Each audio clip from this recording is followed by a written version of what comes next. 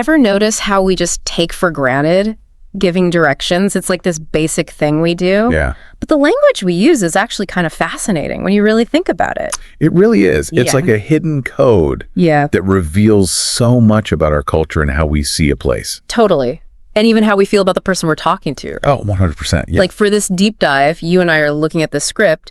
It's for an English learning podcast about directions. Okay. And even though it's for beginners, like starting out, I was struck by how much we can like unpack, even from the phrases they're using. Yeah. For example, they use, "Can you tell me the way to?" See, even starting with that phrase Yeah. versus something like, it changes the whole thing. Oh, for sure. Can you tell me, it suggests you're open to a more detailed explanation. Right, like I want to hear more. Yeah, like you want a story almost. Oh, interesting. Not just like a quick point in the right direction. It's like asking for the scenic route versus just like, Exactly. The- The expressway. And then you have, how do I get to? okay, Which implies, again, more than just walking directions. all right, could be anything. It could be bus, train, driving. Yeah. Like, how do I get to Carnegie Hall? Right, exactly. And that's where I think context comes in. Yes. So this script mentions, is it far? As this basic question. Right. But come on, we all know far is relative. 100%. Like a 5-minute walk. Huge difference. Feels very different in a city versus a small town, are we right? Absolutely. Is it far? Isn't just about like the actual distance, but it's about the effort, Totally. the perception, maybe even like social awareness. Yes. Like a 10-minute walk in a busy city. Right. That might feel like nothing, a quick jaunt. Sure. But in a quiet suburb, that could be an expedition. 100%. And then there's the classic, it's about 5 minutes away. Oh, tell me about it. Don't even get me started on that one. What's your take on the infamous 5 minutes? It is the universal get out of jail free card for running late. Yes. But seriously, though, Yeah. the elasticity of time estimates is fascinating. It's true. 5 minutes from a friend who's always late, you might want to factor in a good 15. At least. But 5 minutes from someone who's, really punctual, Right. you're probably looking at 4.5. You're right. You're probably already late at that point. Yeah, exactly. It's so true. It's funny how we use time estimates almost like this. Like a currency? Yeah, like a social currency. Yes. 5 minutes from a close friend, that might mean 15 minutes. Right. But from your boss, Oh, yeah. you are already late. It's like this unspoken thing about relationships. It's true. Like how we're really close. I can be 15 minutes late. That's such a good point. It's like we're not just communicating distance, Wow. but we're also navigating these social expectations. Exactly. And these unspoken rules, these subtle cues, Yeah. they're everywhere in how we talk about directions. Yeah, they really are. Even something as simple as it's 2 blocks from here. Okay. That relies on us having a shared understanding of the local geography. Oh, 100%. Anyone who's ever gotten directions in a city and the blocks are all irregular, Oh, yeah. that's a recipe for disaster. Totally. 2 blocks in Manhattan versus 2 blocks in a planned community, totally different. Oh my gosh, yes. Which reminds me of another phrase this script mentions, around the corner. Ooh, that magical phrase, right? Like it implies effortlessness. Yes. Like you can practically trip and land on your destination. Exactly. It's that desire for easy navigation. For sure. Around the corner, it suggests you can't miss it, Yeah. even if technically the distance is further than you would think. It's like you're saying, don't even worry about it. You got this. Exactly. Even if this means walking a few extra blocks. Exactly. Okay, but speaking of not worrying, this script dives into avenues and streets. And I'll be honest, big city navigation still kind of stresses me out. It's like a whole other level It really is. of urban decoding. Yes. Yeah, it can be very intimidating. Can you break down the difference for me, like between avenues and streets? Yeah, so generally speaking, avenue means it's a wider, often grander thoroughfare. Okay. While street is something smaller, more local. Okay. However, it can get even more complex because you have to remember the context of the city. Because in some cities, avenues run one way, streets run another, and suddenly my brain just like, Yes, exactly. And that's what's so fascinating about it. Yeah. It highlights how, even within just English, how these regional variations and these hyperlocal norms come into play. Totally. For instance, did you know that this grid system, With the avenues? yeah, with avenues and streets so common in North America, Yeah. has its roots in ancient Roman city planning? Wow, I did not know that. It's a subtle reminder that even our modern cities are built upon all these layers of history. It's true. And those layers influence everything. Yeah. Even how we give directions. That's really cool. It makes you appreciate those city dwellers who just like know where they are. Oh, yeah. No matter how confusing the street names get. For sure. They've unlocked some secret level of navigation. Handshake. Yes, exactly. Speaking of which, this script also touches on asking for directions at like a bus or train station. Okay, yeah. And here we see how much we rely on a shared understanding of infrastructure to even like navigate effectively. Right. Think about it. Yeah. You wouldn't ask, where's the bus at a bus stop? Right, because it's for buses. It's assumed the stop is for buses. Yeah. I never even thought about it that way before. It demonstrates how much of what we say relies on unspoken context. Okay. When you're at the bus stop, the question isn't, where's the bus?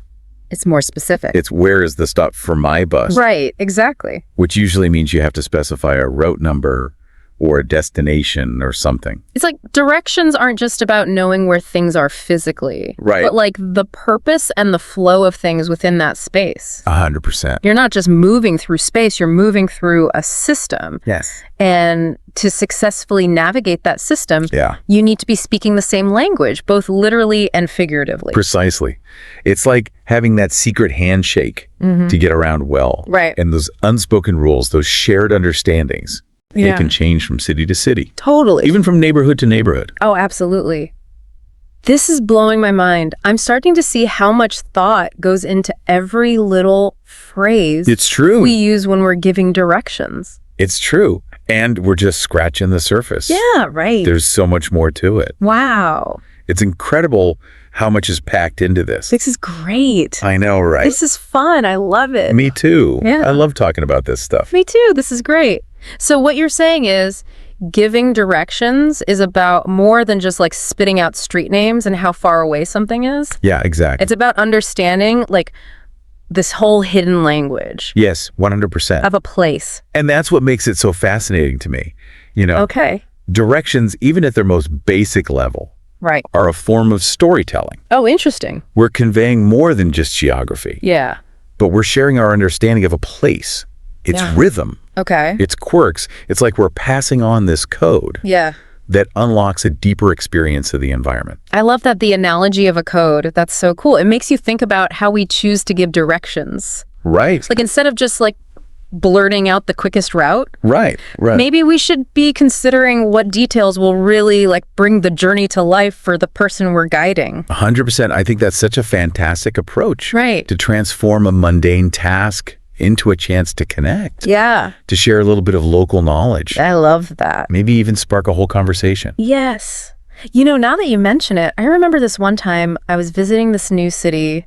Okay. And I asked a local for directions to a museum. And instead of just like pointing me down the street, she said, "Oh, you'll want to take Elm Street. It's the one with the beautiful old bookstore in the Oh, corner. I love that. You can't miss it." And you know what? What a great example. I still remember that bookstore years later. Wow. It's like that little detail, that local insight made the whole experience so much richer. Right. It wasn't just about getting to the museum anymore. Sure. It was about discovering this like hidden gem along the way. That's the power of directions as storytelling. Yes. Creating a more engaging and memorable experience. Exactly. Even if it's just a 5-minute walk. Oh, I'm so glad we're having this conversation. This is great. Yeah. Because I'm starting to see giving directions in a whole new light. It's like this subtle art form It really is. that we're all practicing without realizing it. 100%. Like any art form, it's open to interpretation, Oh, okay. variation, a little improvisation. Right. What might be a really helpful landmark for one person Totally. might mean nothing to another. Right.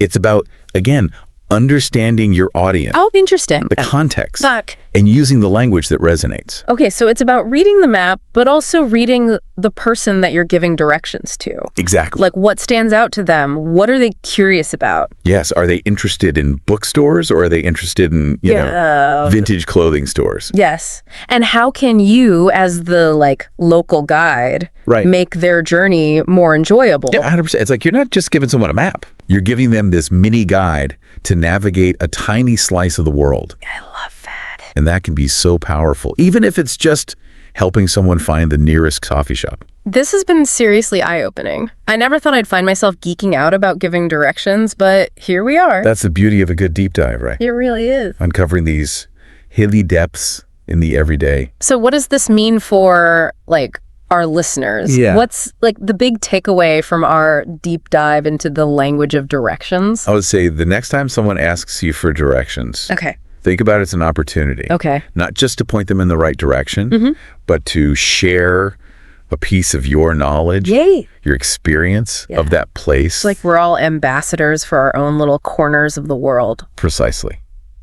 I love that. And by being mindful of our words, Yeah. the details that we emphasize, we can make those everyday interactions more meaningful, Right. more memorable, maybe even more fun. And who knows, you might even inspire someone to discover their own hidden gem along the way.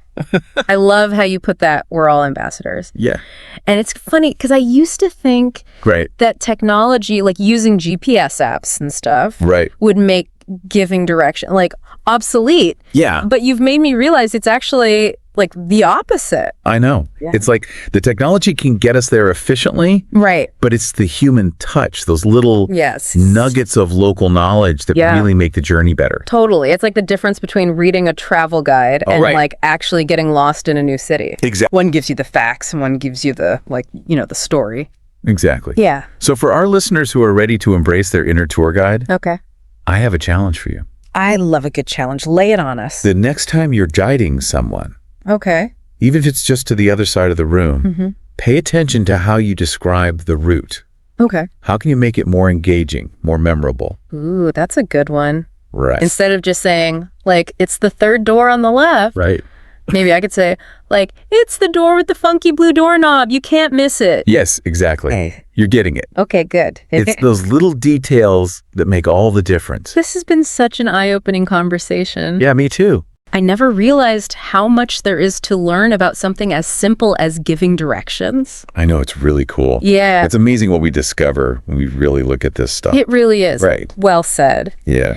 And for our listeners out there, here's something to ponder as you're navigating your own world. Okay. Think about a place, you know, like the back of your hand. Now imagine giving directions to a stranger. Right. What details would you include to help them, you know, not just find their way, Right. but like really experience the journey? Until next time, Yeah. happy exploring. This was fun. I love deep dives. Me too. This is great. Thanks for doing this. Of course, anytime.